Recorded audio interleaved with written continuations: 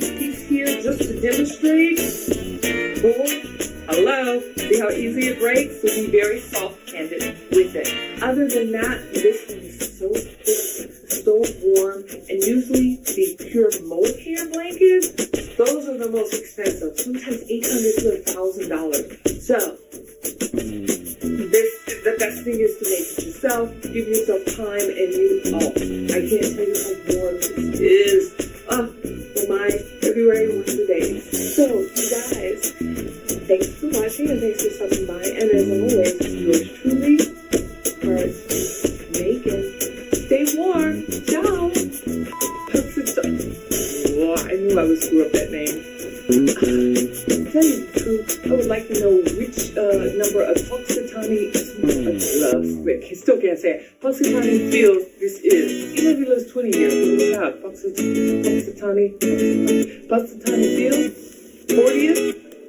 Who knows? And if Punxsutawney, male or female, I bet you it's female, because she always has to give birth to the next Punxsutawney Field. Okay, I said the name correctly, but I guarantee when I start again, I'm going to screw it up. For my American lovelies, little Mr. Groundhog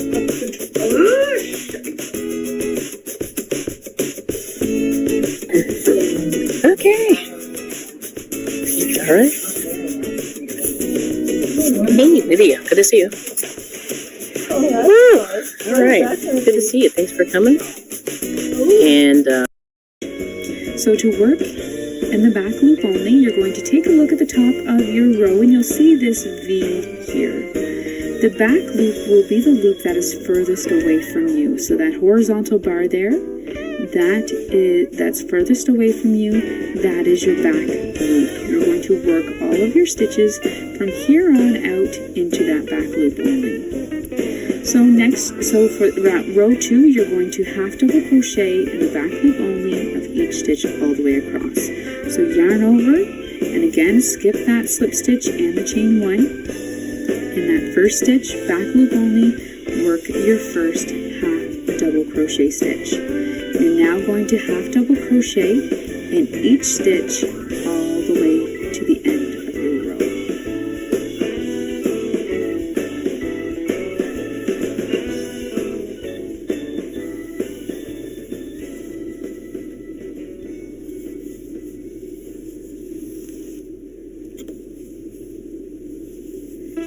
At the end of row 2, you're going to chain 1 and turn your work. You're now going to be working back once again towards your magic circle. You're going to work in the back loop only once again and half double crochet in each stitch all the way across. Now I'll show you here what it's going to look like. You're going to get a beautiful ribbing effect in your hat. I'm working it this way.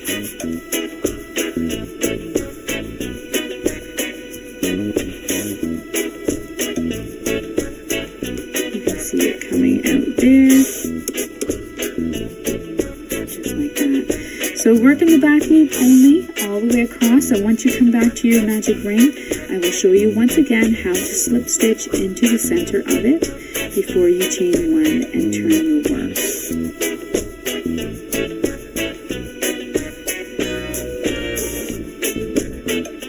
Now at the end of row 3, when you reach your magic ring, you are going to once again slip stitch into the center of it, chain 1 and turn your work. Now for the rest of the pattern, until your hat measures approximately 19 inches, you are going to repeat rows 2 and 3. And so all that simply is you're working in the back loop only, your half double crochet all the way across, chain 1, turn. Then half double crochet all the way across back to your loop and slip stitch into the center of your magic ring. Okay, so that's all you're going to do. You're going to do that until your work from the beginning measures approximately 19 inches, or to the desired width. So if you'd like your hat to be a little bit smaller or larger, just simply add more rows. So go ahead and do that, and then meet me back here, and I'll show you how to join the two edges together. Okay, so now if you have worked until your hat measures approximately 19 inches, this is what you are going to have. You're going to have your piece of fabric like this that is all gathered up at the top around where your magic ring was or is. What you're going to do is you're going to tighten that magic ring as tight as you can get it. You're going to go back and tighten it a little bit more when you're all finished, okay?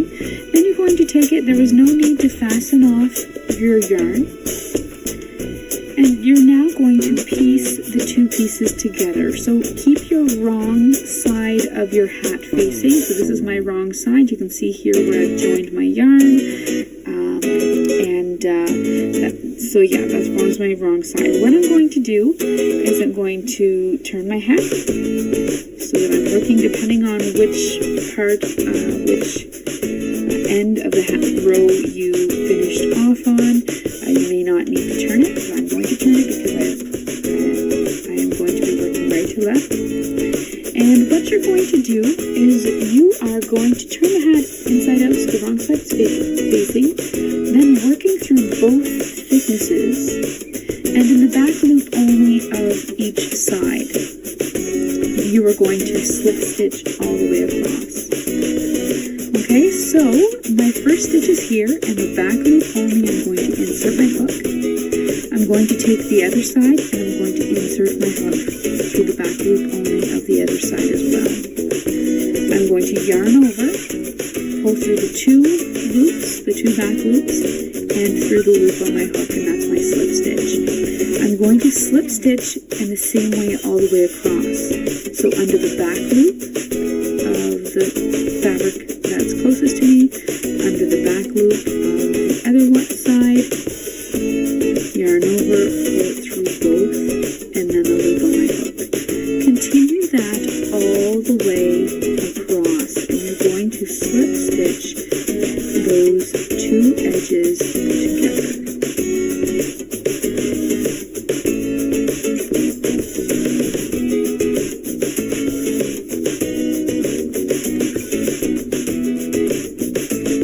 Now, once you have returned to the top of the hat, you're going to slip stitch into the center, the magic ring there once again, and then you can fasten off your work and weave in your ends. You're then going to take your magic ring and tighten it as tight as you can get it without, of course, breaking your yarn. And then once you've done that, you can use your yarn needle to weave in your ends, and perhaps, depending on how tight you have it, even sew that magic ring a little bit together.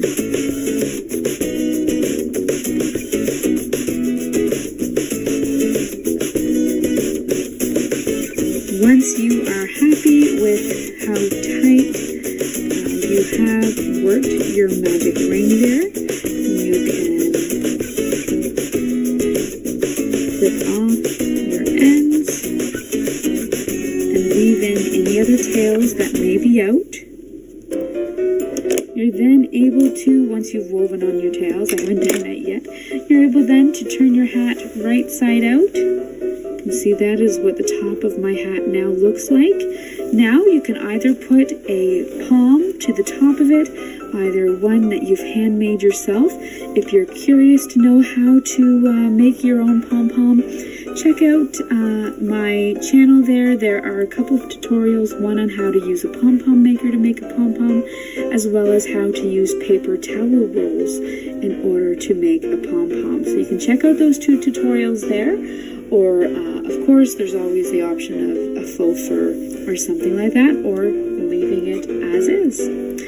So thank you so much for joining me on this tutorial on how to crochet this easy winter beanie. Once again, be sure to subscribe, and if you happen to make this hat, whether it be for yourself or for Operation Gratitude, which this hat was designed for, please head on over to my Facebook page and Facebook group, the Rich Textures Crochet Community, and share photos there. I would love to see your end results. So thank you so much for joining me, and until next time, happy crocheting. Bye.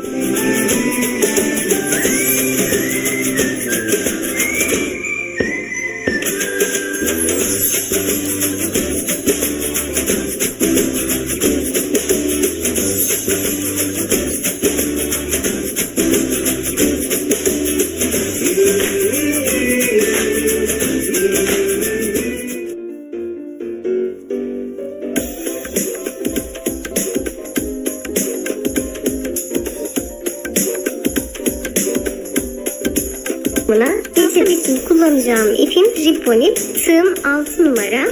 Siz dilerseniz eğer pen iple de örebilirsiniz. İpinizin kalınlığına göre zincir sayısı fark edecektir. Ben yeşil çantamda toplamda 8 zincir çektim. Şimdi bu küçük bir çanta yapacağım için videoda gösterebilmek için, modeli tarif edebilmek için. Şimdi burada 5 tane zincir çekeceğim. 1 2 3 4 5. Toplamda 5 tane zincir çektim. Bir tane daha zincir çekiyorum 6 ve 5.'nin ortasına batıyorum. Sık iğne yapıyorum. Bakın şu 6.'yı dönmek için yapıyorum. Şimdi burada zincirlerimin orta noktalarına batarak bu şekilde batarak sık iğne oluşturuyorum. Ta ki ilk başladığım zincire kadar, yani son noktaya gelene kadar. Şimdi son noktaya geldim. Görüyorsunuz 1, 2, 3, 4. 5. Zincirime 3 tane batıyorum. Bir tane battım. 2 ve 3. Köşelerimiz 3 tane olacak. Yani baş kısımlarımız ilk sırada 3 tane batacağız. Şimdi karşıya geçmiş oldum 3 tane dönerek. Şimdi karşıdaki zincirlerime ortalarına batıyorum ve düz sık iğne oluşturuyorum. 1, 2, 3 tane battım. Bu arada kısa kalan ipimi de görüntü kirliliği olmasın diye de gizleyerek örüyorum arka kısmı. Şimdi bakın şurası ilk başladığım noktaydı. Bir tane zincir çekip 5. sık iğne yapmıştım. Dönüş noktamdı. Buraya bir tane yapmıştım. Şimdi 2 tane daha yapacağım. Ve köşelerdeki üçlü kısmımı oluşturmuş olacağım. 1 2 tane batıyorum gördüğünüz gibi. Şimdi burada 2 tane daha battıktan sonra şu başlangıç kısmıma şöyle görünüyordur. Tığımı geçiriyorum. Bir tane ilmek çıkartıp kaydırıyorum. Kaydırdıktan sonra bir tane zincir çekiyorum. Bakın. Elimde şöyle oval bir kısım oluştu. Birinci sıramız bu şekilde. Şimdi zincir çektikten sonra zincirin hemen dibindeki noktaya 3 tane sık iğne yapıyoruz. 1 2 3. Bakın köşeler aynı. Sadece sizler büyük taban yapacağımız için şuradaki tekli sık iğnelerin sayısı daha fazla olacak. Şimdi 3 tane sık iğneden sonra kalan boşluklarıma bu tabanı bu şekilde yapacağım. Başak şekli vermeyeceğim. Boşluklarıma tekli batıyorum. Şimdi geldik. Bakın köşedeki üçlü noktama. Şöyle sayabiliriz. 1 2 3. Şimdi bu üçlü noktamın ilkine ve üçüncüsüne 3 tane batacağım. Arada bir tane kalacak. Batalım ilkine 3 tane sık iğne. 2 3 tane sık iğne battım. Şimdi ikincisine bir tane batıyorum. Üçüncüsüne 3 tane. 1 2 3. Aslında aynı dikdörtgen taban tekniği. Şimdi kalanlara birer tane batıyorum. Püf noktamız birleştirme noktasında olacak. Şimdi 1, 2, 3 bakın. Hatta şöyle yapabilirsiniz. Hani sizler büyük yaptığınızda da bunu uygulayabilirsiniz. Karşıların tabanınızın düzgün olabilmesi için tekli sayıların eşit olması lazım ki düzgün bir taban olsun. Bakalım teklerimiz kaç taneymiş? 1, 2, 3 tane teklimiz var. Bakalım buraya 1, 2, 3 tane teklimiz var. Demek ki şu son kısımdaki ilk üçlü kısmın birincisi burası. Çünkü 4 tane sık iğne oldu. Dördüncü yaptığımız sık iğneyi 2 tane daha dolduracağız. Ve köşemizi oluşturmuş olacağız. Sizler yiğitlerde de dikdörtgen taban yaparken bu tekniği kullanabilirsiniz. Evet, şimdi geldik püf noktasına. Bu 3 tane sık iğneden sonra şu ikinciye bakın. Direkt batıyorum. İlmeğimi çıkartıyorum. Sonra şu 3 tane battığımın ilk baştaki noktasına batıyorum. Buradan da bir ilmek çıkartıyorum. Ve burada bu şekilde kaydırıyorum. Gördüğünüz gibi birleştirme kısmımı oluşturdum. Şimdi burada bir tane daha zincir çekiyorum. Bir tane zincirden sonra şimdi şöyle de bakabilirsiniz. Kenarlar 3, şu karşılıklı, bu da gizleme yerimizde bir tane. Buraya da bir tane sık iğne yapmıştık. Gördüğünüz gibi eşit oluyor. Şimdi bu zincirden sonra bir tane sık iğne yapıyorum. Üçüncü noktamın ilkine sık iğne yaptım. Üçüncü noktamın ikinci kısmına gelecek şekilde 3 tane dolduracağım. Bu hep aynı olacak. Bakın ikincisine 3 tane dolduruyorum. 2, 3. Yani köşelerde üçlü noktanın ikincisine denk gelecek şekilde hep 3 şekilde ilerleyecek. Hemen diğerine bir tane batıyorum. Burada teklilerimiz bakın artacak kenarlarda. Direkt ezberden batabilirsiniz. Saymaya gerek yok. Şimdi bakın üçlümün ilkine tek battım. Şimdi ikincisine 3 tane batacağım. Gördüğünüz gibi 3 tane battım. Şimdi burada 3 tek 3 vardı köşemizde. Şimdi bu tekler 1, 3, 5, 7 şeklinde artacak ve dikdörtgen tabanımız bu şekilde büyüyecek. Hani ben şimdi küçük örüyorum, büyük öreceğiz nasıl olacak diye soru geliyor. O sorulara cevap olsun diye bunları söylüyorum. Şimdi bir de 3 oldu bakın. 1, 2, 3 oldu. Şimdi üçlünün ilkine batmıştık. İkincisine tekrar 3 tane batıyoruz. 2, 3. Şimdi tek örüyorum. Teklerimi örüyorum bakın. Görünüyordur. Yine geldik köşedeki 3 noktamı ilkine tek battım. Hemen ikincisine 3 tane daha batıyorum. 2, 3. Şimdi burada başlarken bir tane batmıştık. Şimdi burada 2 tane batacağız. İlkine bir tane sık iğne yaptım. Şimdi bakın burası birleştirme noktamız. Battım ve şu baştaki kısmı alıyorum. İlmeğimi çıkartıyorum. Bu şekilde kaydırıyorum. Toplamda 1, 2, 3 tane noktamız oldu. Aynı bu karşısındaki gibi. Şimdi tekrar bir tane zincir çekiyorum. Ve hemen dibine bir tane sık iğne yapıyorum. Tekrar bir tane sık iğne yapıyorum. Bakın bu sayı bu tarafta 1, 2, 3 diye artacak. Tekrar üçlü noktama geldim. 3 noktamın ikincisine 3 tane batıyorum. 2, 3 tane battım. Tekrar hepsini tek batıp köşelerde bakın mantık aynı. Şöyle görünüyordur dikdörtgenimiz. Bu şekilde artacak. Köşelerde birinciye değil ikinciye 3 batarak ilerleyeceğiz. Şu kısa kenarda kalan sayılarımız 1, 3, 5, 7 şeklinde artacak ve şuradaki tekliler de kendiliğinden artarak dikdörtgenimiz büyüyecek. Ben şimdi birkaç sıra daha öreceğim ve birleştirmedeki püf noktasını göstereceğim. Ben şimdi toplamda 5 sıra ördüm. Şimdi bakın 5. sıramda 3 tane sık iğne yaptıktan sonra şurası hep aynı. Şu boşluğa, bakın sonuncu boşluğa her seferinde batıyoruz. Bir tane ilmek çıkartıyoruz. Baştakinden bir tane daha ilmek çıkartıp baş kısmından bu şekilde üçünü birlikte çekiyoruz. Bu noktalar hep bu şekilde ilerliyor ve kayma olmuyor kesinlikle. Çok eşit bir şekilde devam edecektir.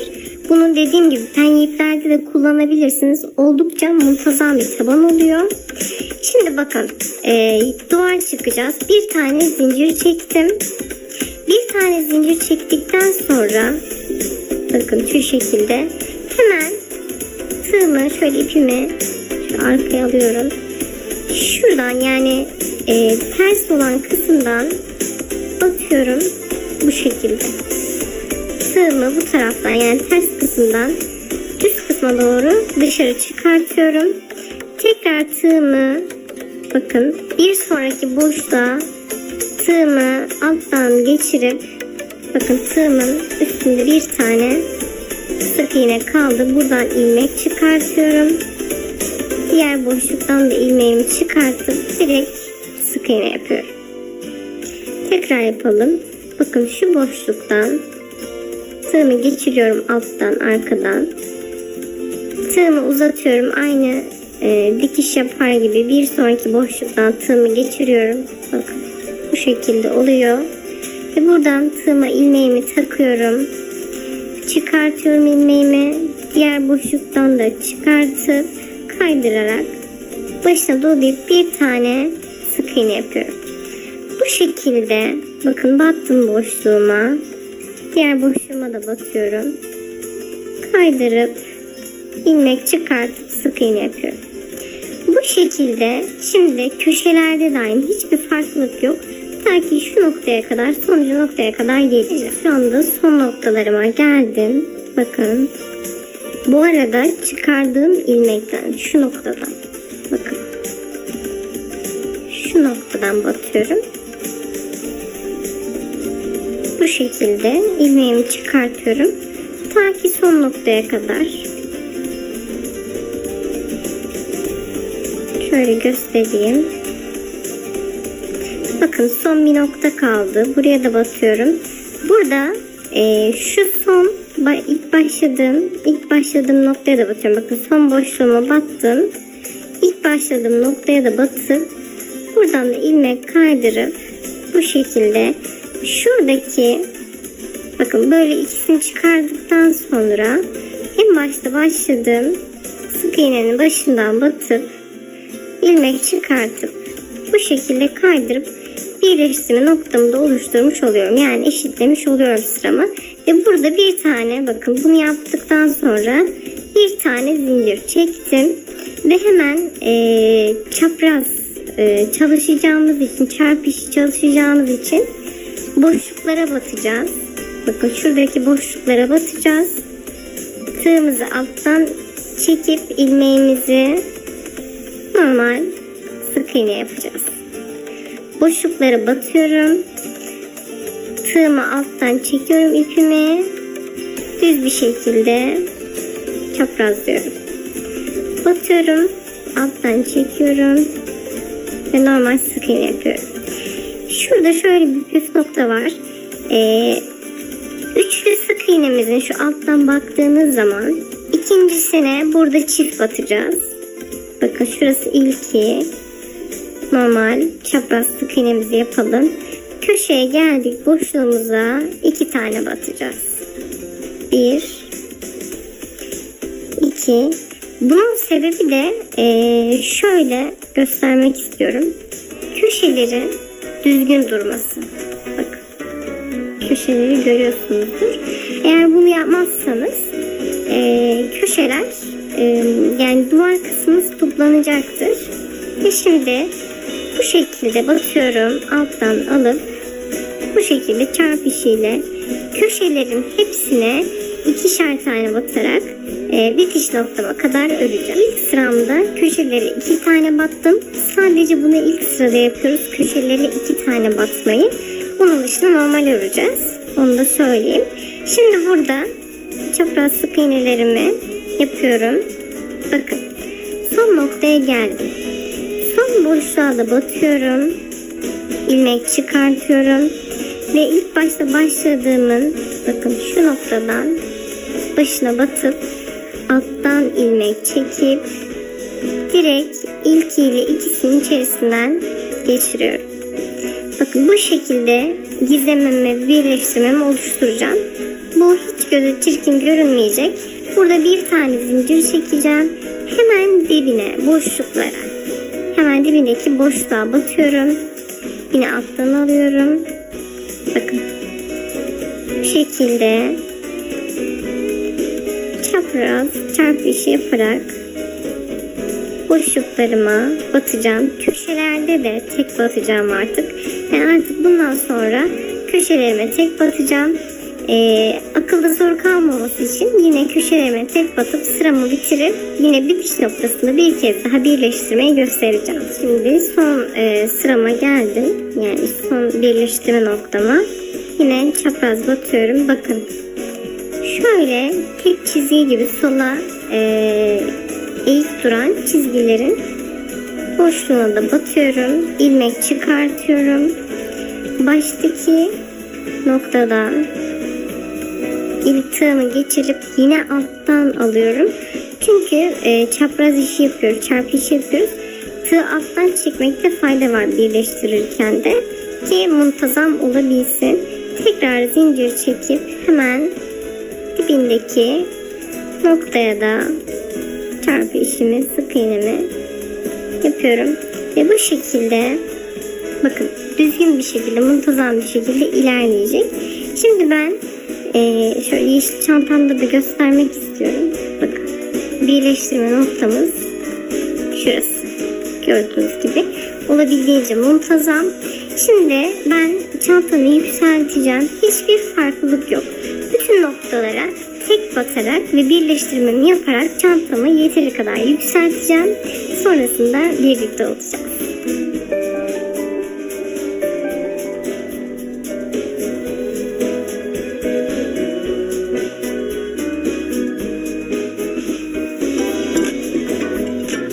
A wider smile brightens more than just your teeth.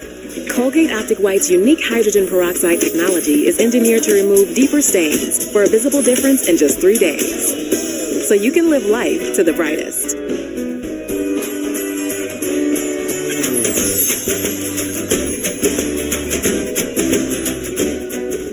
Hello everyone, I'm Sarah of Rich Textures Crochet and welcome.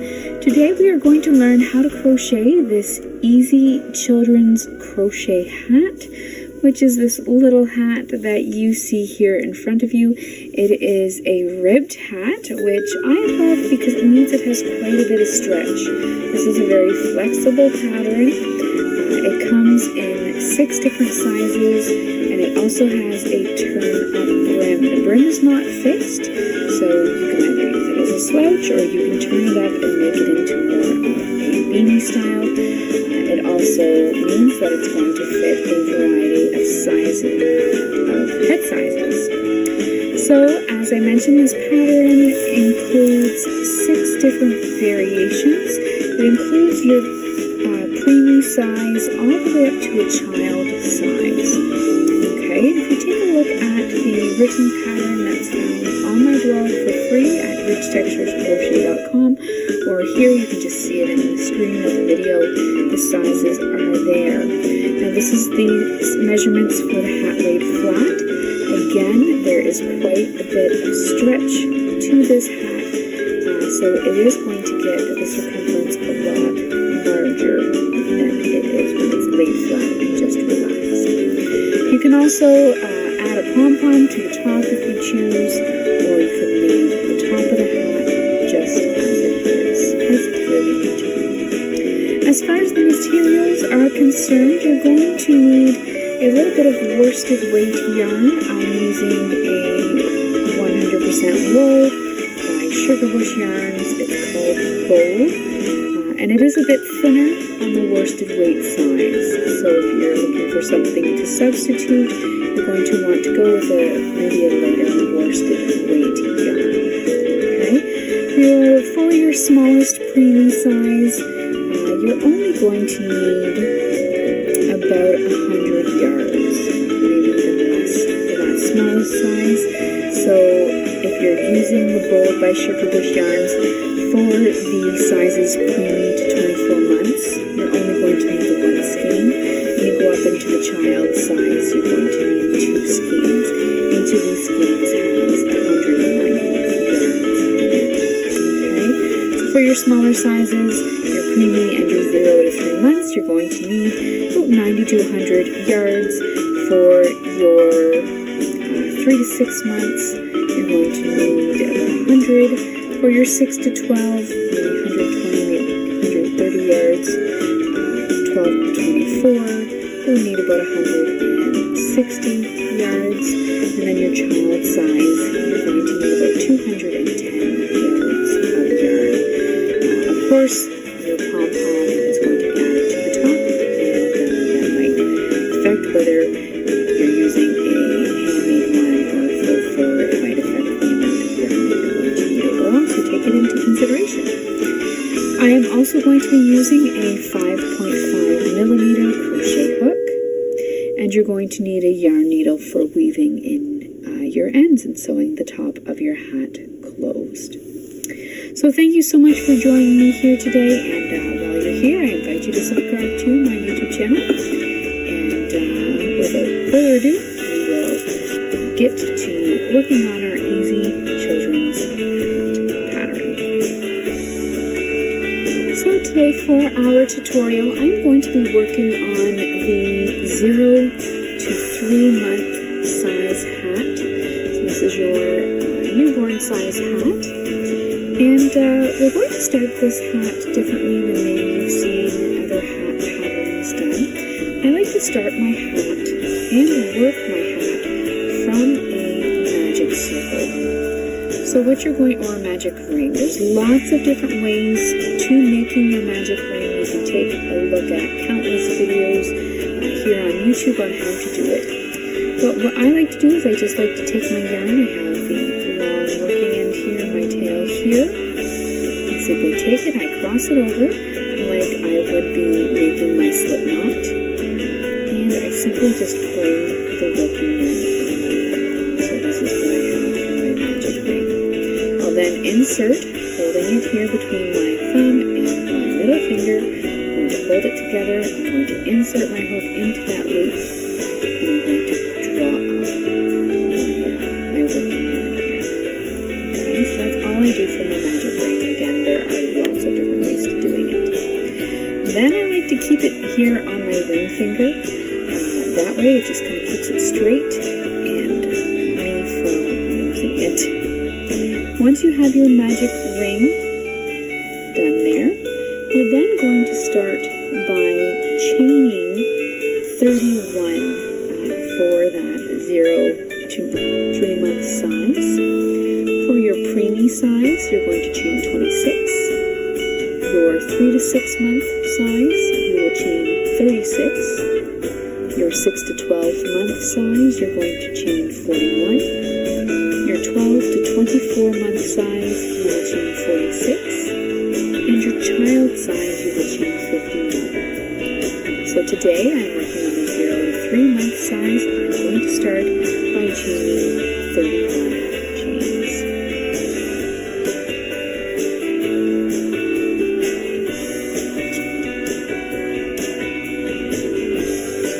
So this is what it's going to look like once you have your chaining and your magic ring down here on this side and yours up here.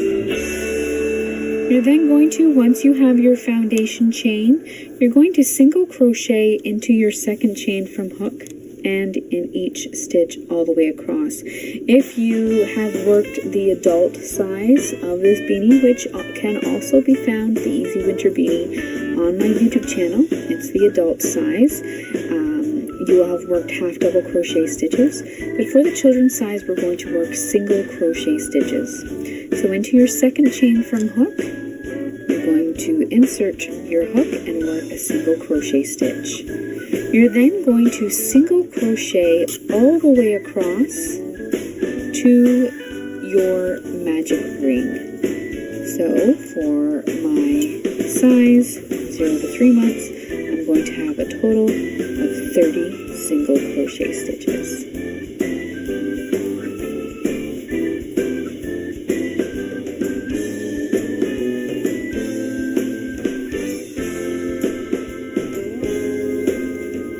At the end of row 1, you will have now worked back up to your magic ring.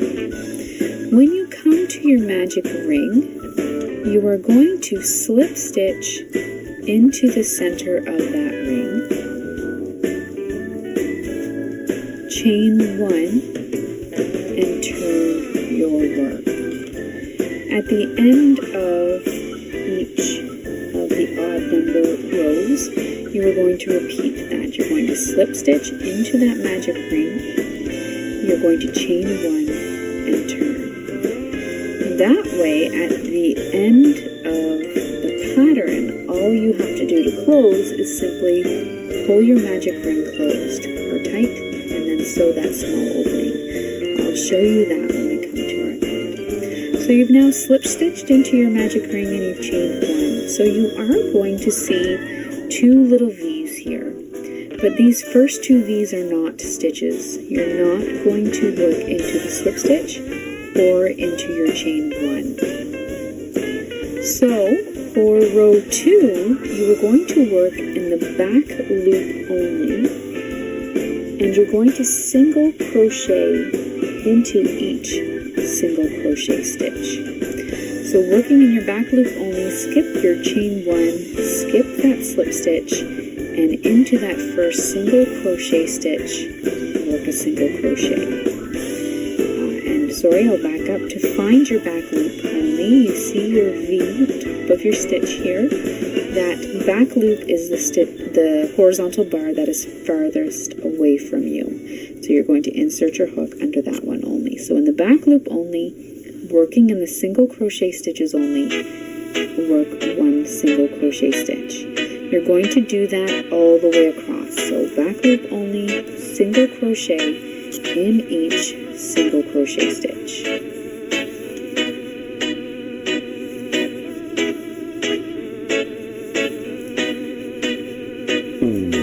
Do that all the way across.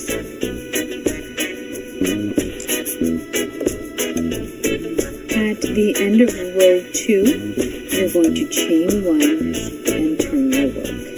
Remember, your chain 1 does not count as a stitch. For row 3, you're going to work it in the back loop only, and you're going to single crochet in each stitch all the way across. So continue working in the back loop only. What this is doing is that it's giving you that ribbed look that you can see in the hat.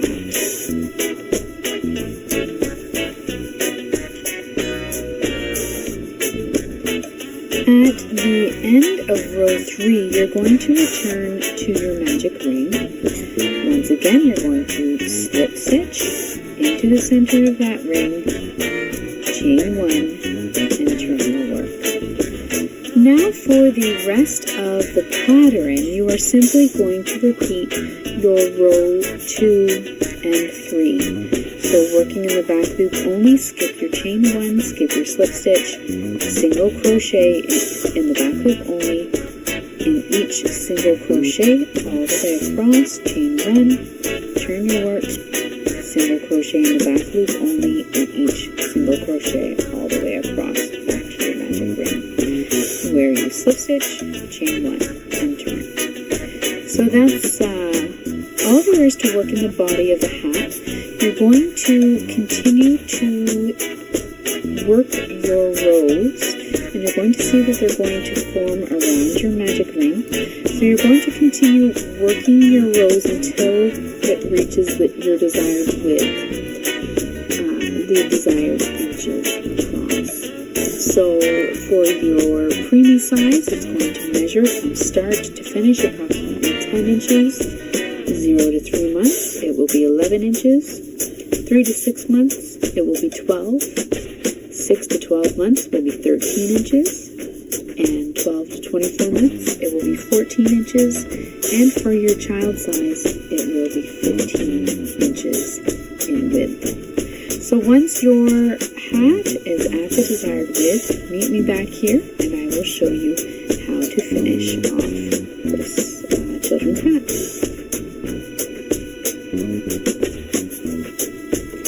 So once you have worked the ribbing to the desired size, so I am working the 0 to 3 month size, so I've worked mine to 11 inches. You're going to have something that looks like this. Up here is your magic ring. You can see that it's worked around it, and then it fans out to the bottom here down below.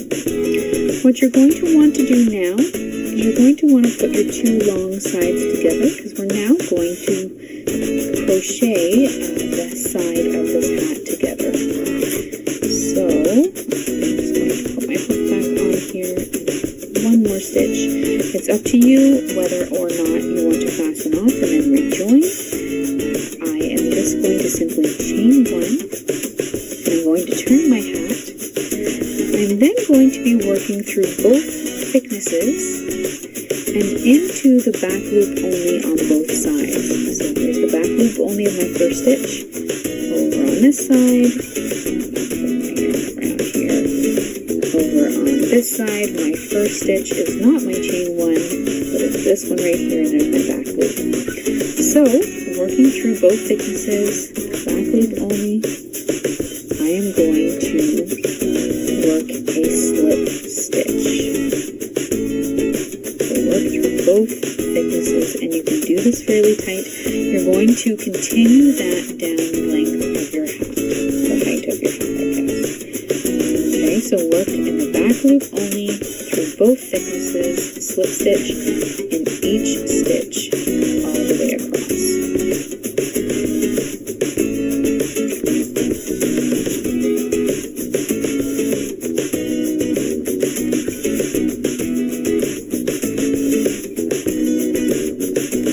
Now once you come to the end of your row, if you ended at the magic ring, you're going to fasten off by slip stitching into that and then fastening off, or if it was at the other end, you're just going to fasten on as you normally would. You're then going to turn your hat right side out, and you can weave in your ends, but before I do that, I'm just going to show you how to close the top. So if you take a look at your hat, you're going to have something that looks like this. You have a little hole there. What you're going to do is you're going to pull that thread from the magic ring tight. Okay. Now I had a little bit left from my closing there, so I'm actually going to use that. But if you don't have any yarn left from when you crocheted the sides of your hat together, you're going to need a little bit more yarn. First off, you're going to secure your magic ring. So to secure mine, I simply weave through the top of the hat a little bit, like so. And then I'm going to go back a little bit, like that. Weave it in a little bit more. And then I'm going to tuck it into the inside.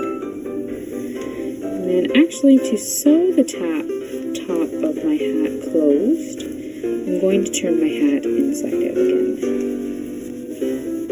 Pull that through. There we go. So I can now fasten off that shorter tail from my magic ring, but I now want to sew the top of my hat completely closed. So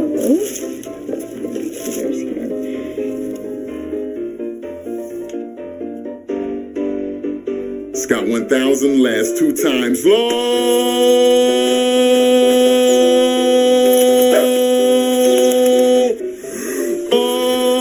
Ooh, is that Scott 1000? Yes, get more with Scott.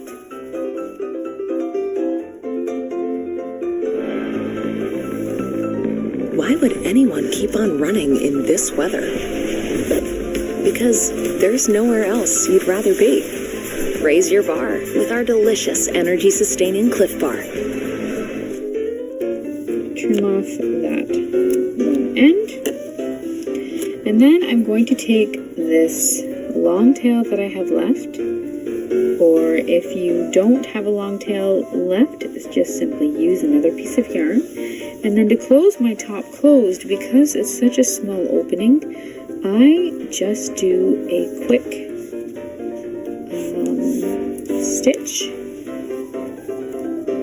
don't know what this stitch would be called, but I am just simply going through both sides and pulling it tight.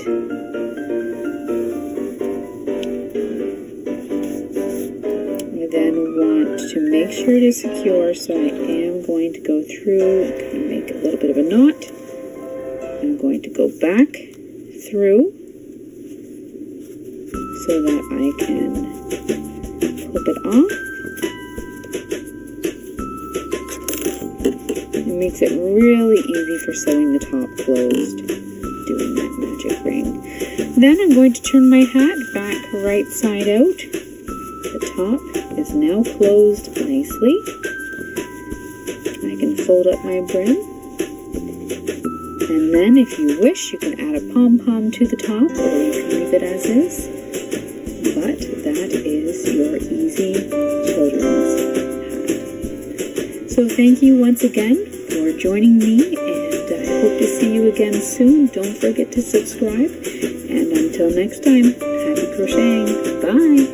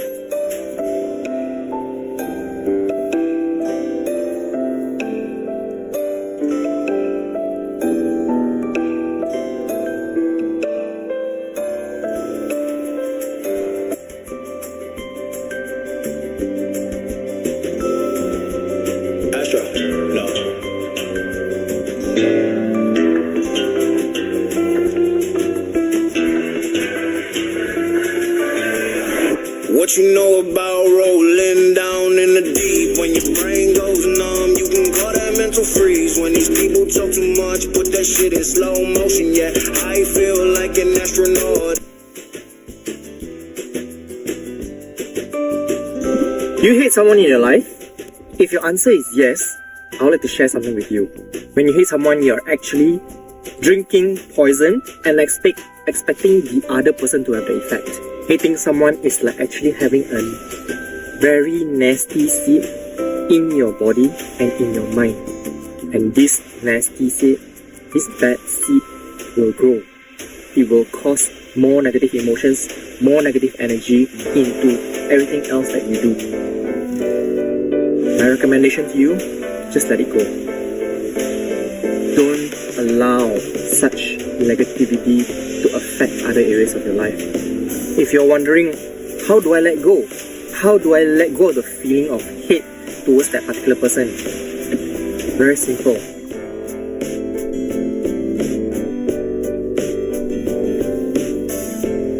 We are a team, a scrappy anti-hero. Oh my god. That guy is so cool. Oh, fancy. Who is this old Santa? The Red Guardian. This team can rise to glory. We are the Thunderbolts! can't call ourselves that. God, thank you. Pick up the boats. It's a cool name.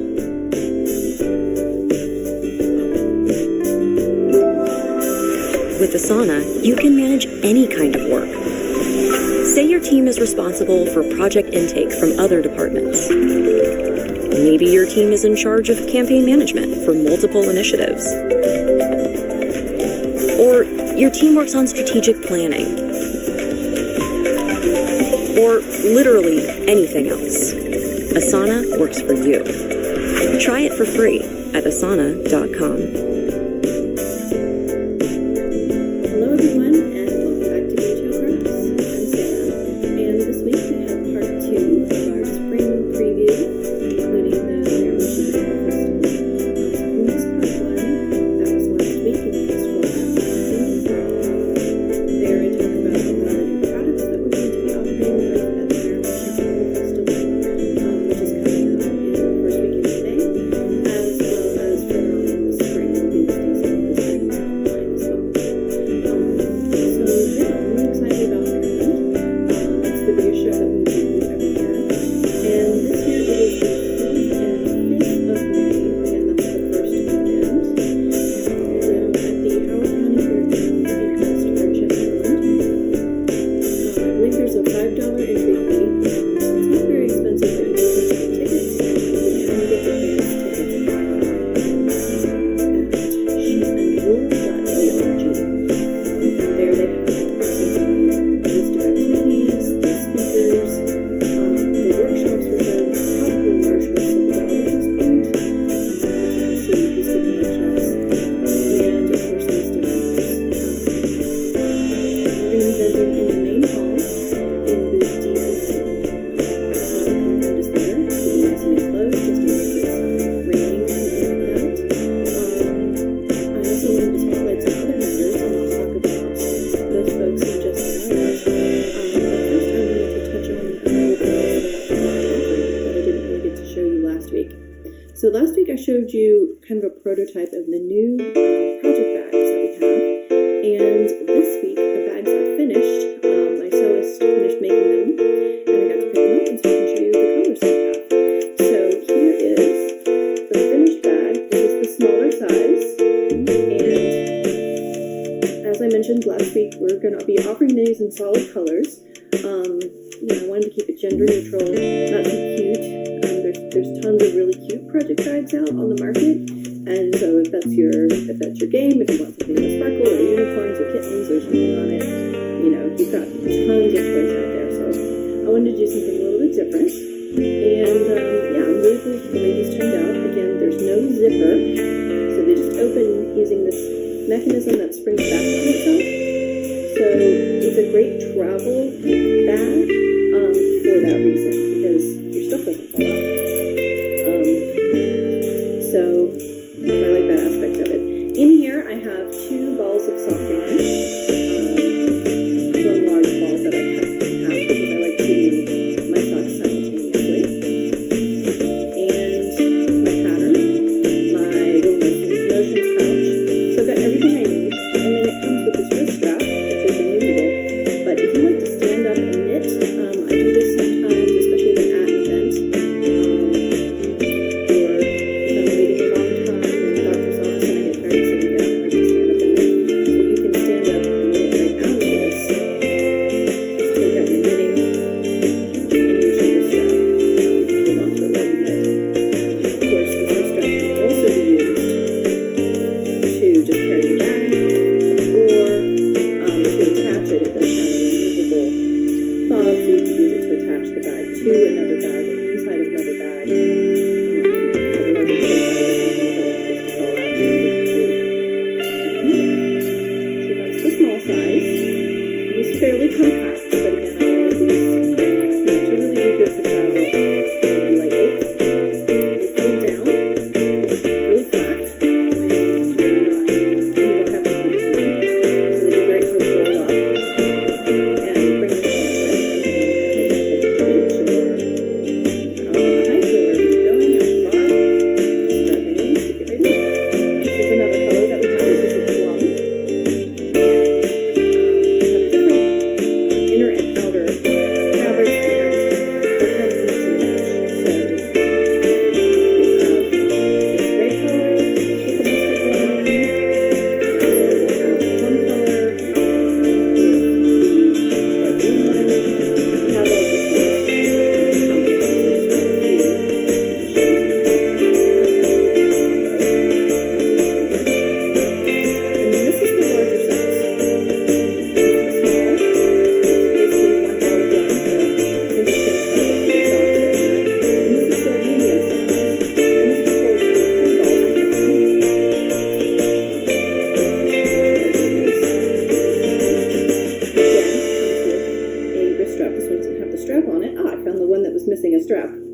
strap for this.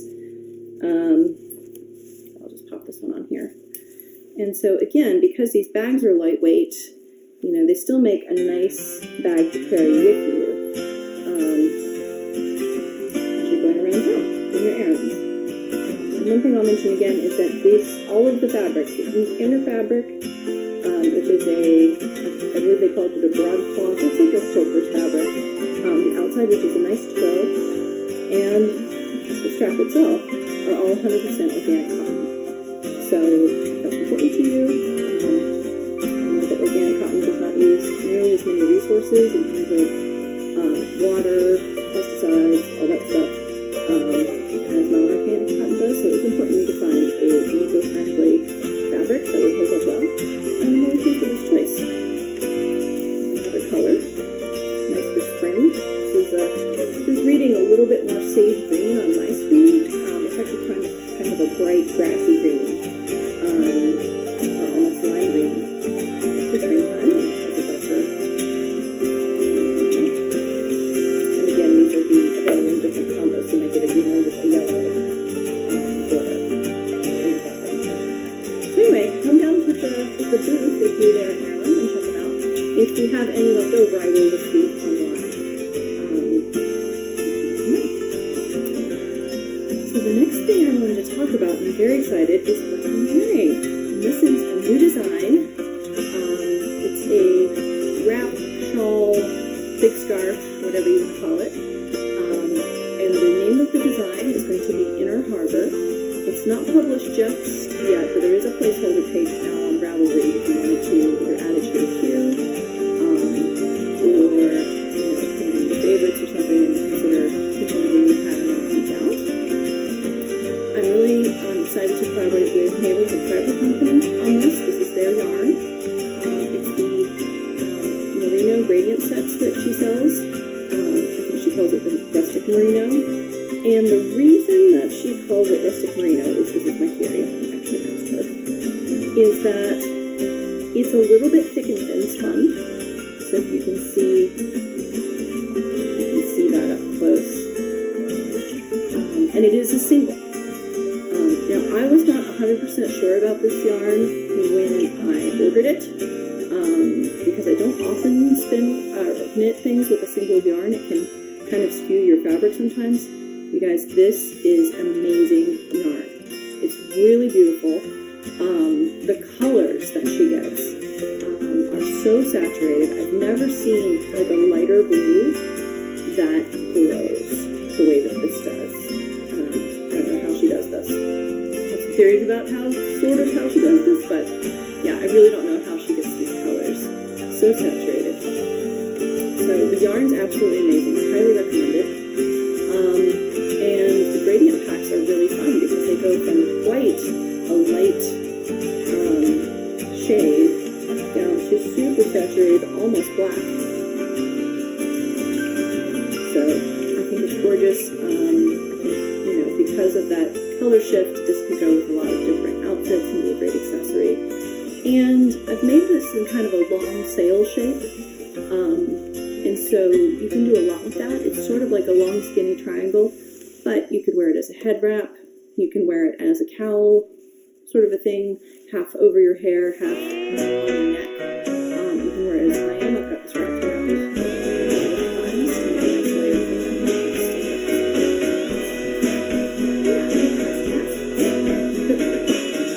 So Inner Harbor, the name comes from the Baltimore.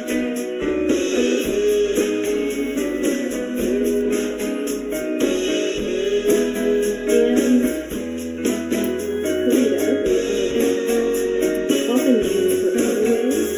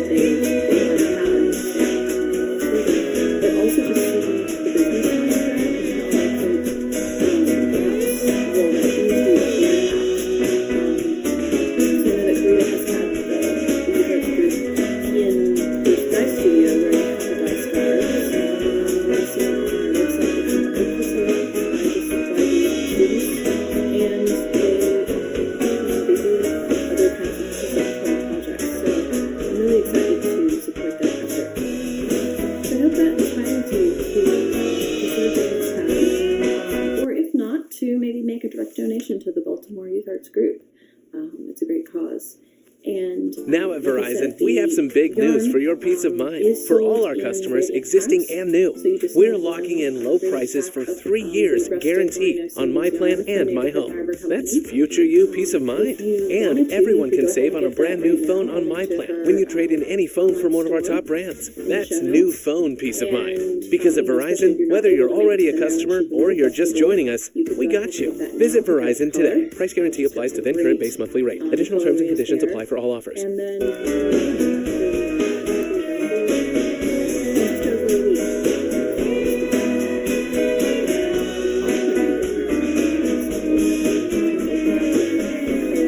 person, because the fiber company will be vending there. I believe they've been there for a number of years. They're in the outside vendors north section, and I've seen Creatus display at other events.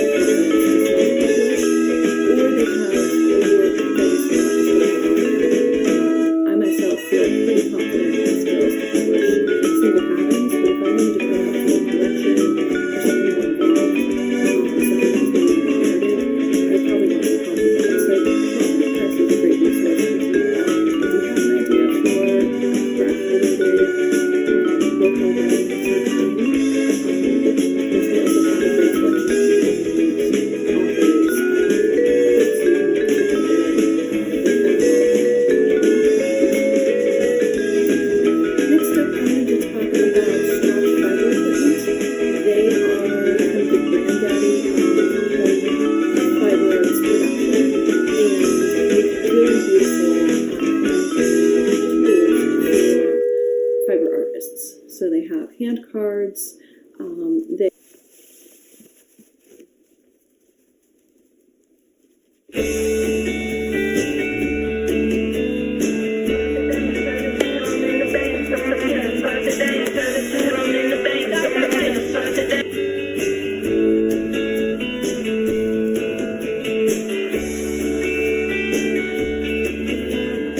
Hi guys, welcome back to the channel. Listen, my American Monkeys, Little Mr. Groundhog, Punxsutawney Phil just predicted another 6 weeks of plush painting for you guys. And for my German Monkeys here and any of the surrounding countries, February is usually a cold month. But I have 3 beautiful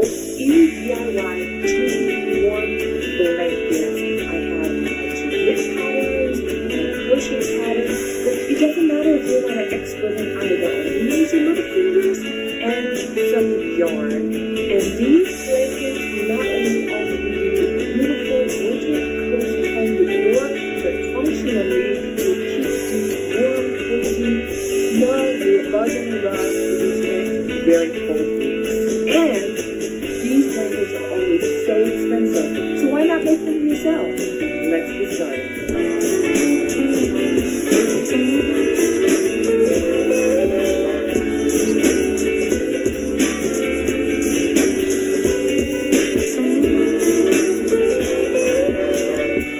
Okay, so the first blanket, this is a easy, basic knit blanket. You've probably seen it all over the internet. And you've probably seen mine on my bed already, because I made it last winter.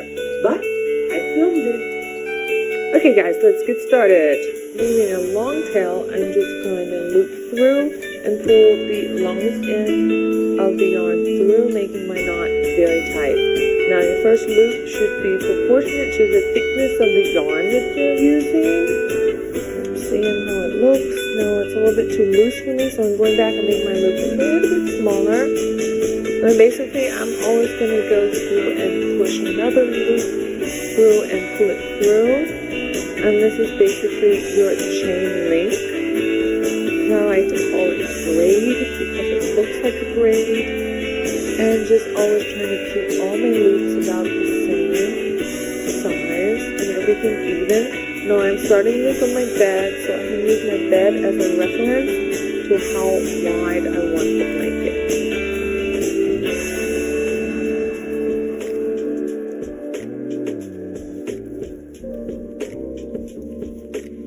Okay, you guys, I've got it as about wide as I want. Now let's start the next row. Now we're really starting to knit.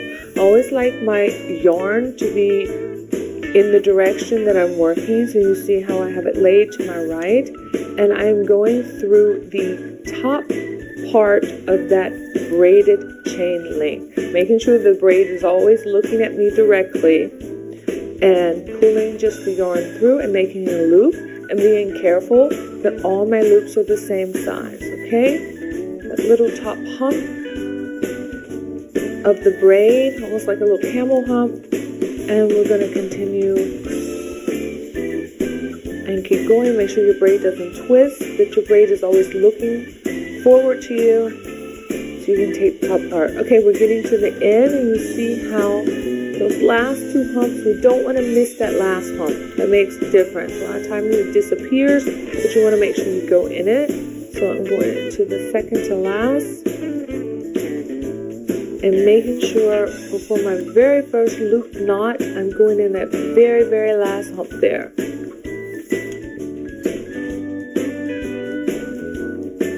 And then from now on, it's pretty easy. You don't have to turn your work, just keep it flat in front of you. And now we're going back in the other direction, making sure my yarn is laying a little bit where I can easily reach it. You see how I lay it behind the loops. Now going to the left in the direction that I'm working, and starting with that last loop I made, I'm starting with the first loop of now the second row. Again, just making sure my loops are staying all the same size, and they're staying flat and facing me, like little horseshoes coming out.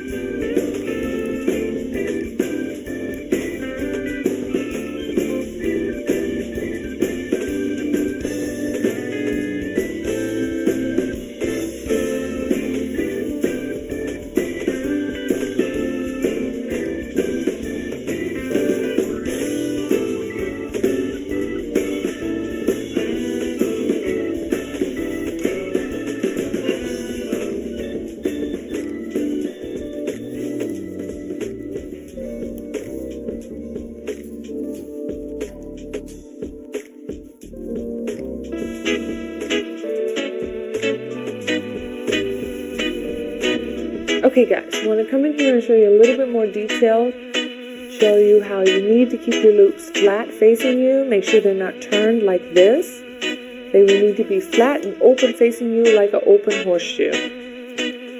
And just continuing to pull the loops through. Okay, now I've run out of yarn. I'm at the end. And I'm going to show you how I tie in a new one. Just making sure the yarn is going in the direction that you're working. You just have to feed in the new yarn from the new roll of yarn. I always like to wait till afterwards to make my knots so I can place the knots where I want them and then also be able to make them disappear. See, I just have the two pieces here where I ended and where I began, and we'll do that later. And let's continue to work.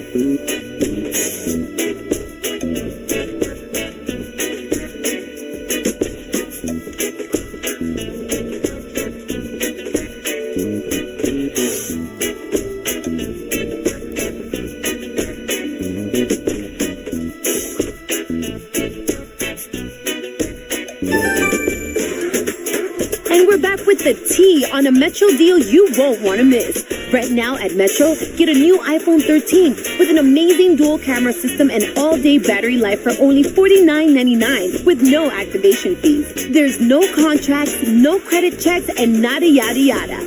iPhone 13 at Metro for only $49.99. Now that's wireless without the gotcha. What are you waiting for? Hit that button to shop now.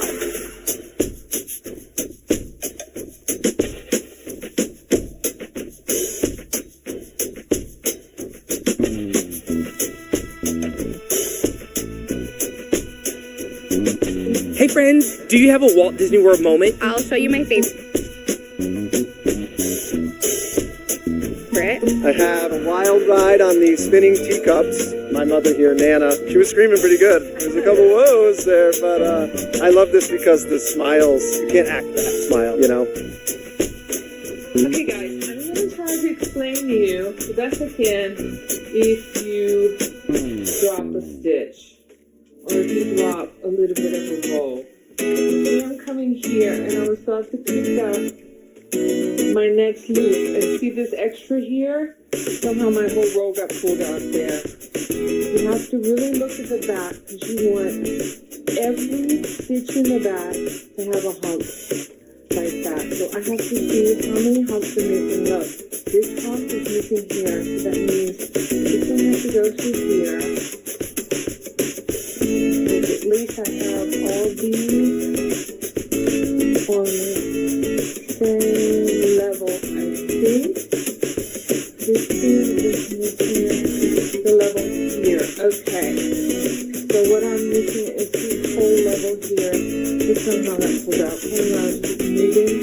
So you just want to go back and re-loop through. So let's do the loop here. And let's do the loop here.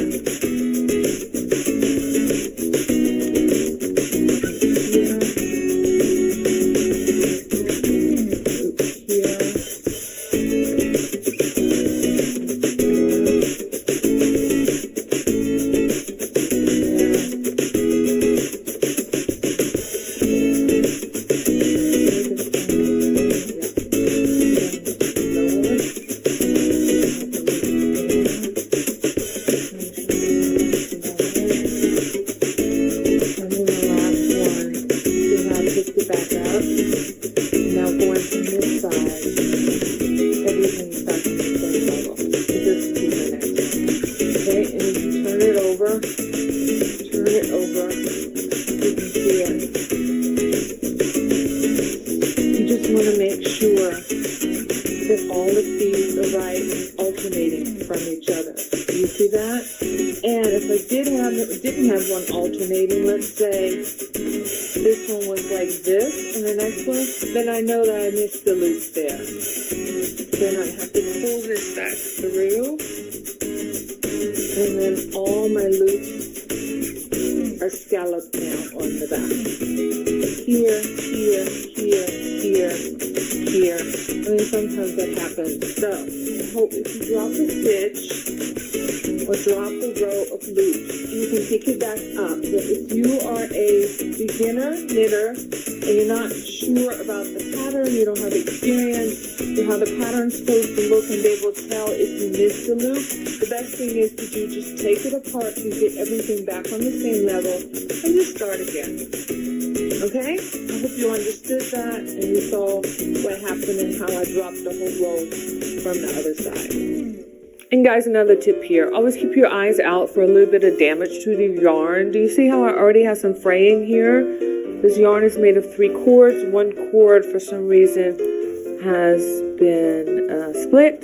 So it's better that I just cut that section out and do a end of a yarn and a new starting of a yarn like I showed you before. This will prevent my blanket coming apart or unraveling at any later time.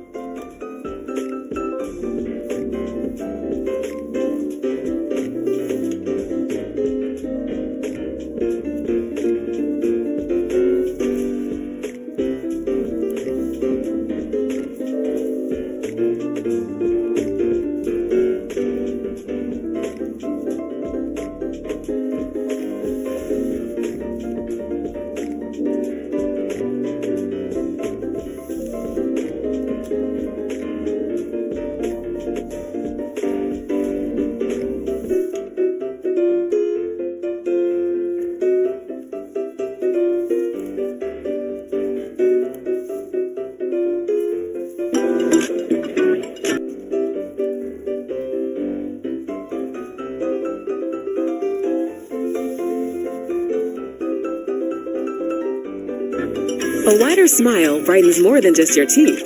Colgate Optic White's unique hydrogen peroxide technology is engineered to remove deeper stains for a visible difference in just 3 days. So you can live life to the brightest.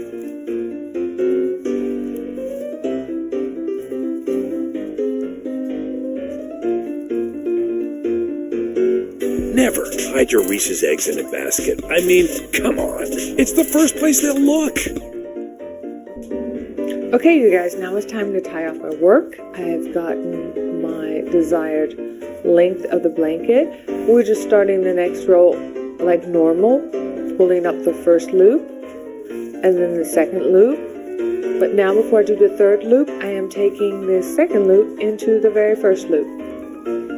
See how I am reducing then and closing up the work. Again, making sure that I have a horseshoe form, always turning the loop away from me before I pull it through. This will help keep your braid flat and formed and your horseshoe form the same. Again, pulling out the loop and taking it through. One more time, pulling through a loop. To explain further what I mean, taking the loop, horseshoe form, turning away from me before pulling through, not towards me, you will get a twist in your braid, your ending braid tie off.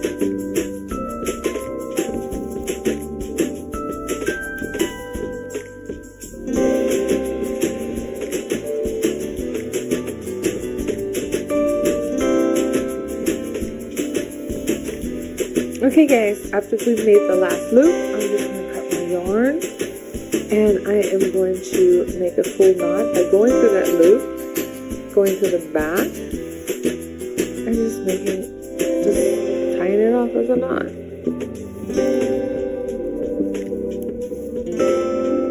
Pull it very tightly.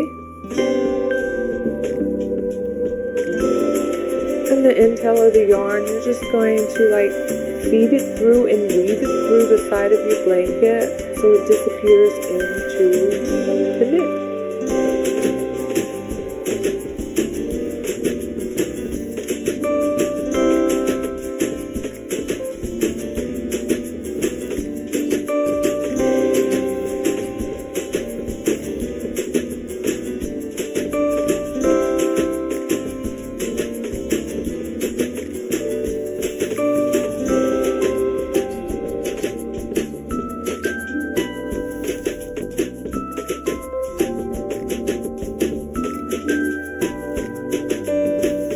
Okay, now we're going back and we're tying off those sections where I ran out of yarn and then started another spool of yarn. See, this is what it looks like. It's one end and the other end, and all you're going to do is just tie a double knot. Be careful you don't tie too tight. Keep the form of the knit the same.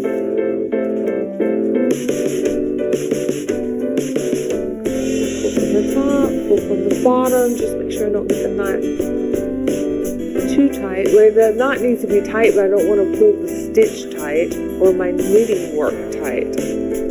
See how it should not look pulled from the other side? So, now we're just going to cut the tails a little shorter, and you're just going to weave them under and through the scalloped knit of the back of your work, and you see how it just disappears in there?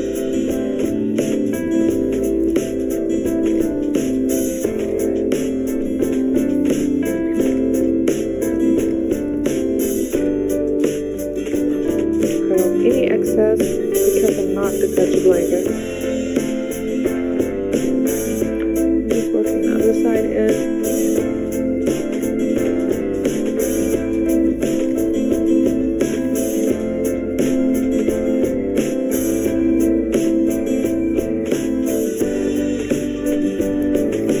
Everything disappears in there, just following the pattern of the scallop back knit, cutting extra off, even on this side, even on that side. Okay, I'm going to do all the other ones and then we're done. So the next blanket is a crochet pattern.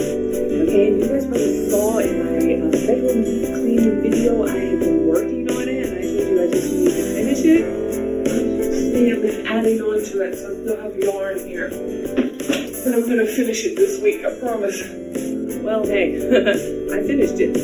Okay guys, let's get started. We're working with 3 strands of yarn. And I'm just going through and pulling the longest length of the yarn through. The tail there, and making my knot as tight as possible.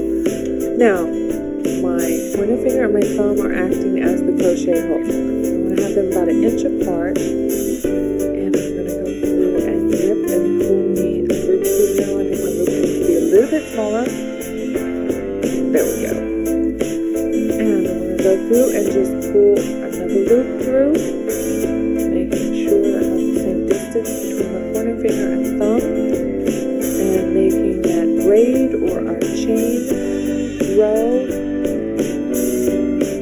Going through there, always adjusting. I can always re-grip with my left hand, with my thumb and middle finger to hold my chain link. So I have some tension to pull through. And just keep going until I get the desired length.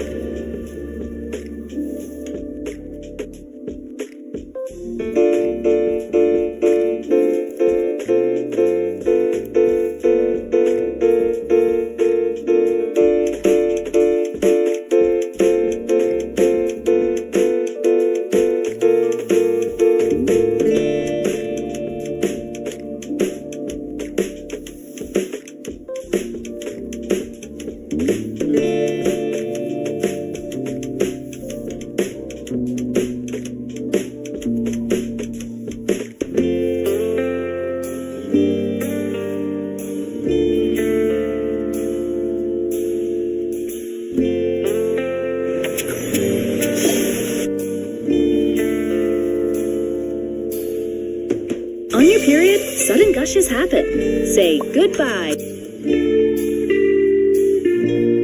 Gush Fears. New Always Ultra Thin. It's made with rapid dry technology that absorbs 3 times faster. Now cleaner, drier, fresher. Always gush ready.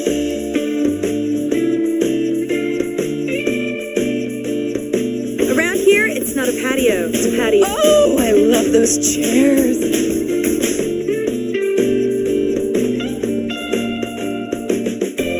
Okay guys, now that I've gotten my desired length, let's start with the second row. First thing I'm going to do is reach in and pull one more loop.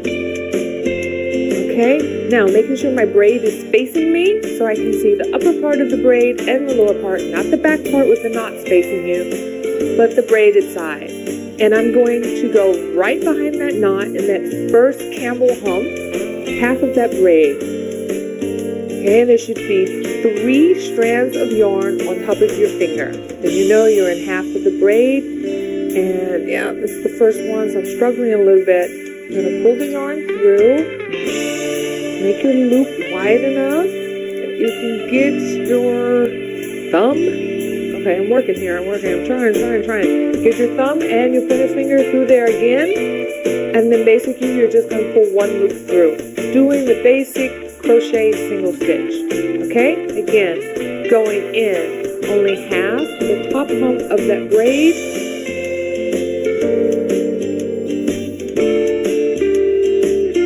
Pulling a loop through.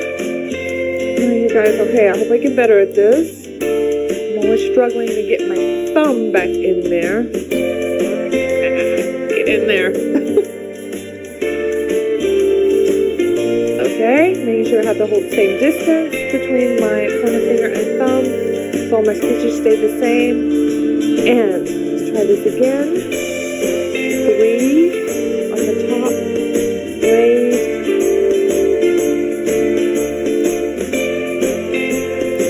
Again, there's a little bit of a struggle bus to get the thumb in there and pulling one stitch through. And you'll see how the stitch is starting to take form.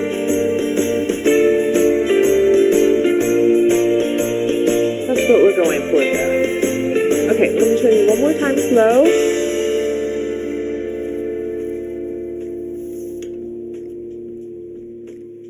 Again, the top part of the braid, only 3 strands, going in there, pulling the thread through, or the yarn through. Thumb, oh come on thumb. Back through there and just pull one single stitch. Okay guys, I swear, this is the hardest row. It does get easier after this.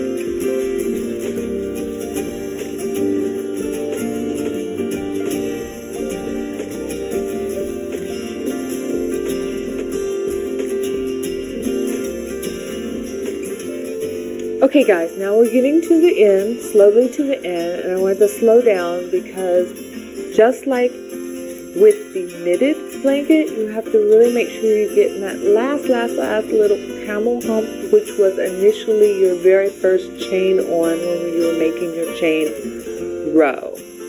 And a lot of times that's missed, so I want to show you that in detail. Okay, almost getting there, only have 2 more, including the very last one. I'll show you. See how you have that very last one right there, and this is the second to last.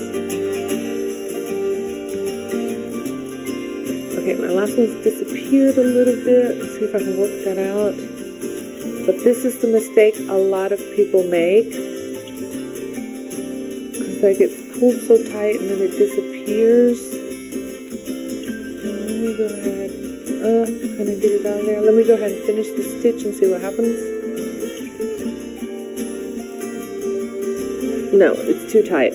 Okay, so I can't get my finger in there. So the best thing to do, because that one got pulled so tight, is to take it out. And you see here that truly there was 2 humps. Okay, so see 1 and 2, and that last one I wasn't able to get in. So what I'm going to do is I'm going to stick my thumb in that last one to keep it open. So the second to last one doesn't pull it tight. Go in the second to last one.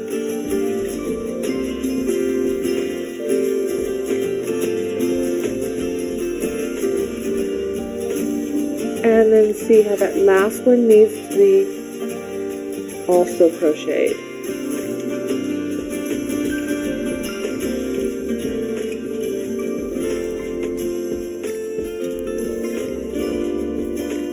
Okay, mission accomplished. See?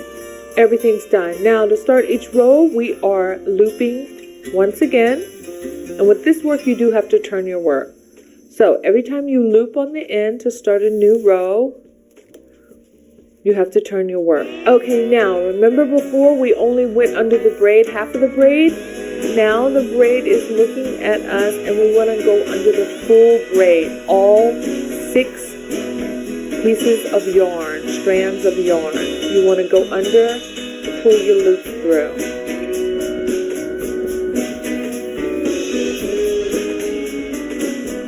Okay, I'm going to show you that one more time. Right behind that knot, after you've turned your work, all 6 strands. So now we're going under the full braid as opposed to just going in half of the braid when we first started. Again, you see the braid looking at you. Make sure all 6 are there, going in the hole, pulling it through, and looping in the single stitch. One last time. All 6 complete braids. After this, the holes get a little bigger and it's a lot easier to work faster. Again, all 6.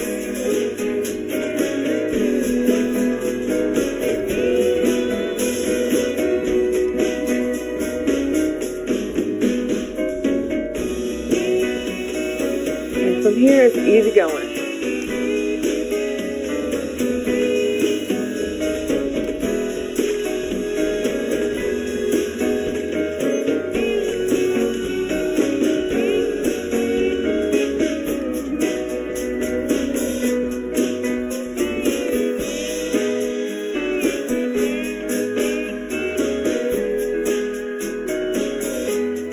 Olay Hyaluronic Body Wash with 10 times more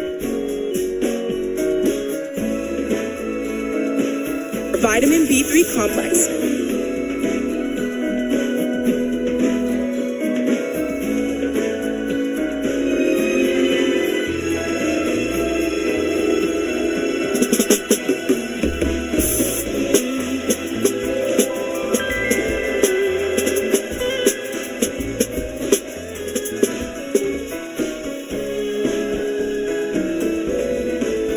You guys see here, after a while you get a rhythm going. I'm not struggling with my thumb anymore. I've learned to just stick my pointer finger in there, whip that yarn from behind, pull it through. You really do get a rhythm going.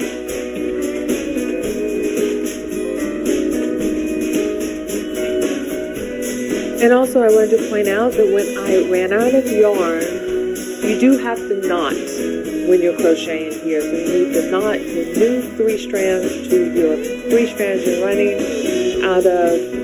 With all this knotting, you're able to hide the knot, but you can't do it like I did with the knitting blanket.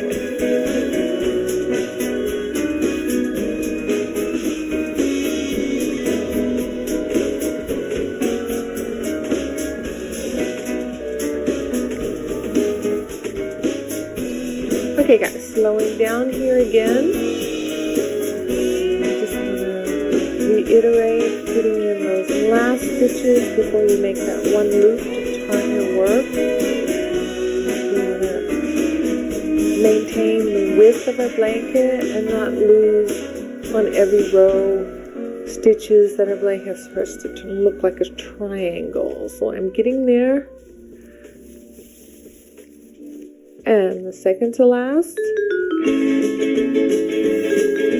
I'm going to make sure I get that last one there.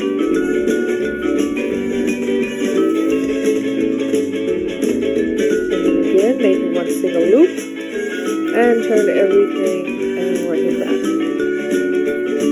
Again, going in the first braid right after the turn knot, right here.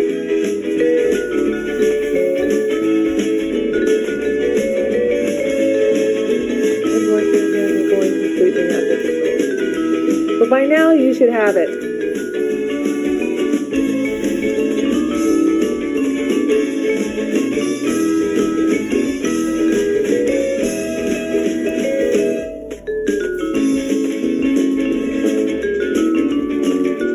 And tying off this blanket is very simple. Once you have gotten to your desired length, the last loop, you just need to knot it off.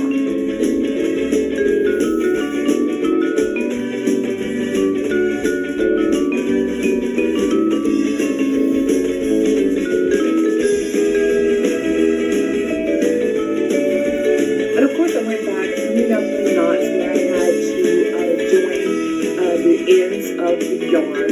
But because we were knotting them as we were crocheting, a lot of them already got pulled into the crochet stitch, but some of them you do need to pull through and tie.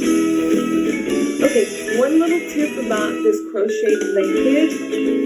I love the dimension of working with the 3 strands of yarn, but maybe next time I would work with a little bit thicker yarn that I only needed 2 strands, or even a very thick yarn like the one we're going to do in the next blanket that I only needed 1 strand, because using 3 strands and a thinner yarn, I did use a lot of yarn.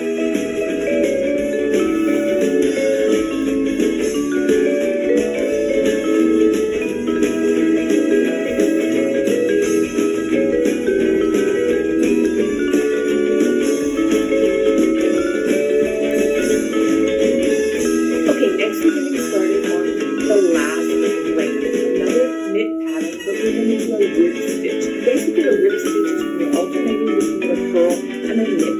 Think of the purl as the horseshoe-formed stitch which you actually see on the front of the very first knit blanket, and that scallop stitch which we saw on the back of the original blanket.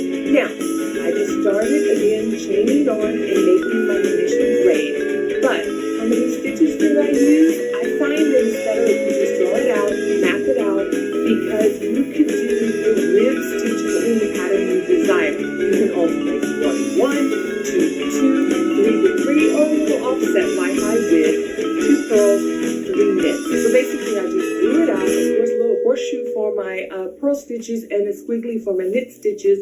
Counted it out. I decided to start off with 37. I don't want it as wide as the other blanket because this is a blanket for my sofa. And my husband said something so sweet. He was like, is it going to be wide enough for both of us to sit under there? Oh, he stilled my heart. So I expanded it to 42. Another 5 stitches. Just calculating in another 3 knits and the last 2 purls.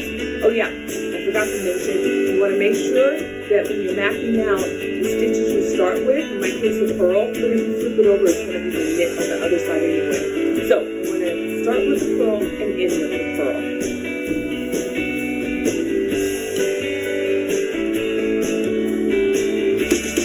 Colgate Optic White's unique technology gives you a visibly brighter smile in just 3 days. Are you sure your tax expert is right for you? Switch to TurboTax Full Service. You'll be matched with a TurboTax expert and get real-time updates on their progress, and you get your best outcome guaranteed. Switch to TurboTax Full Service.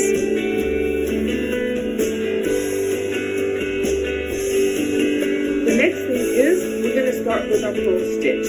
Once I had my 42 chained on stitches, and making sure you're counting the hump. Remember the camel humps? You have to come through it first. With the yarn running behind, I'm pulling 2 from back to front. That is my purl. Okay, then you have to lay the yarn in the front. So I can come from the back and pull the yarn into the back, creating my knit stitch.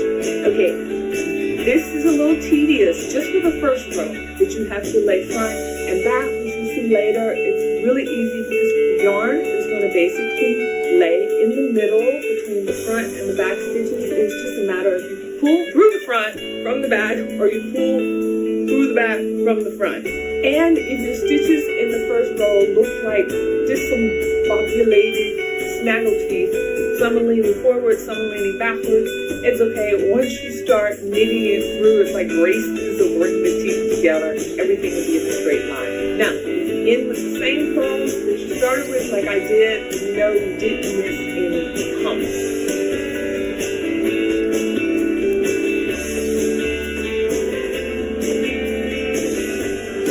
You guys see down here my yarn is basically laying in the middle, and I'm just continuing with the same pattern, either from the front or from the back, pulling through.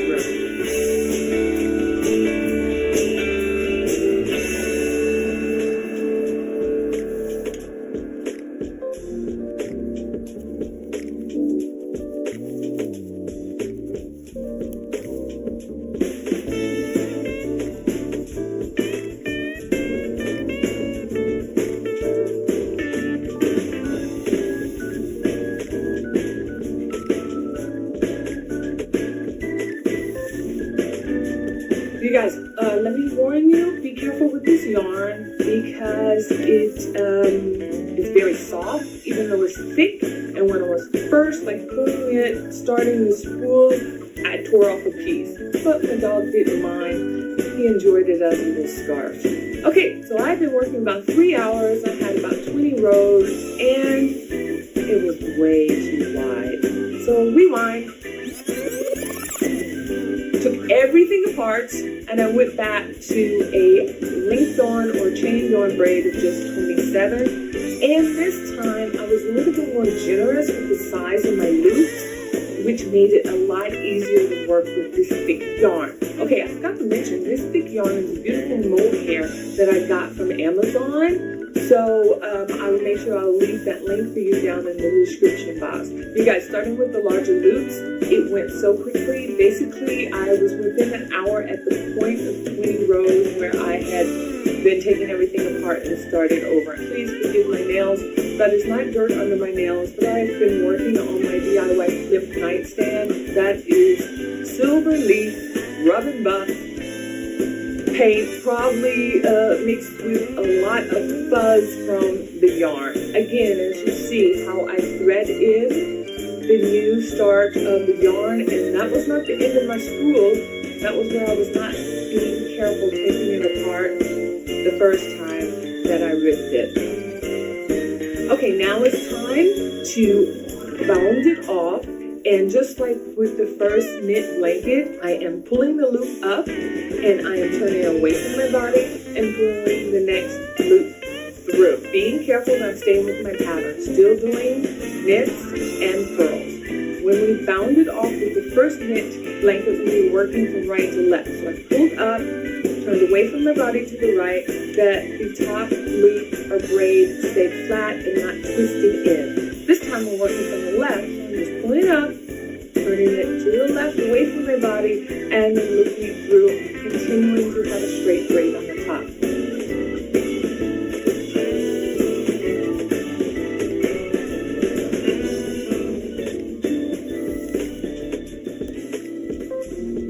And of course, when you get to the end, you just knot it off.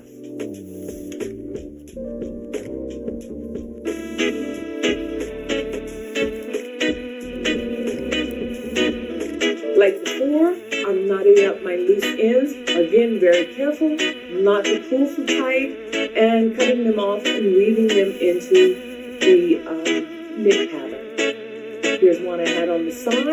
Very easy to weave through. And voila, my blanket is finished.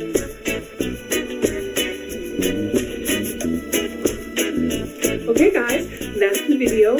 Listen, this blanket blanket is actually meant for my green sofa in the living room, but because I'm working on a coffee table video for you, it's a little messy in there. But believe me, I am really enjoying it here, cuddled up having coffee in the morning. Which blanket do I like more? But before I tell you which one I like more, don't forget, I am planning to do as a request, I'm planning to do a Q&A video. I've decided to do it on the 20th of February, which happens to be my birthday. What not the perfect day to do a Q&A about my life while I'm celebrating a whole new year of my life. Yeah, back to my favorite blanket. I believe I like the crochet one. I just like the pattern, I like the two-dimension of it, and as you see in this pic, it's also doggy approved. Yeah, let me know down in the description box which one you like best, and which pattern maybe you're gonna try, and please send me a DM over on my Instagram channel, a pic of your blanket. Number one, I would love to see it myself, and I would love to share it with the community here. Guys, when I was first working with this yarn, I was contemplating at the end of the video not to recommend it. But once I restarted it and I was working with larger loops, that is the key. I always say yarn on and make your loops comparable to the thickness of your yarn, but I wasn't making mine large enough. So then after they were large enough, this was so easy to work with. The only thing is you have to be careful not to pull so hard. Like I said, I left the piece here just to demonstrate. Boom.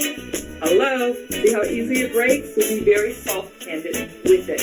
Other than that, this thing is so thick, so warm, and usually the pure mohair blankets, those are the most expensive, sometimes $800 to $1,000. So the best thing is to make it yourself, give yourself time, and I can't tell you how warm this is. For my February winter days. So, you guys, thanks for watching and thanks for stopping by. And as always, yours truly, Heart Megan. Stay warm. Ciao. I knew I would screw up that name. To tell you the truth, I would like to know which number of Punxsutawney still can't say it. Punxsutawney Fields this is. Even if he lives 20 years, what do we have? Punxsutawney Fields? 40th? Who knows? And if Punxsutawney, male or female? I bet you it's female, because she always has to give birth to the next Punxsutawney Field. Okay, I said the name correctly, but I guarantee when I start again, I'm going to screw it up. For my American lovelies, little Mr. Groundhog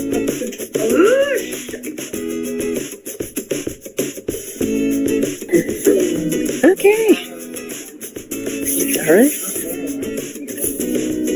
Hey, Lydia. Good to see you. Woo! All right. Good to see you. Thanks for coming. And what's happening here? Let's see what's happening. No intro, no nothing. We're just here. Let me see. It's always a